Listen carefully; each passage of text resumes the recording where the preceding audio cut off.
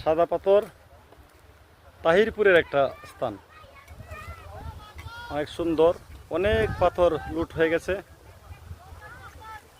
তারপরও অনেক পাথর আছে। পেছনে ভারতের মেঘালয় রাজ্য, ওই পাশে আবার শিলং। অনেক সুন্দর দৃশ্য, কিন্তু পাথর নাই। একটা ঝর্ণা আছে, শীতল পানি আসতেছে, অনেক ভালো লাগে।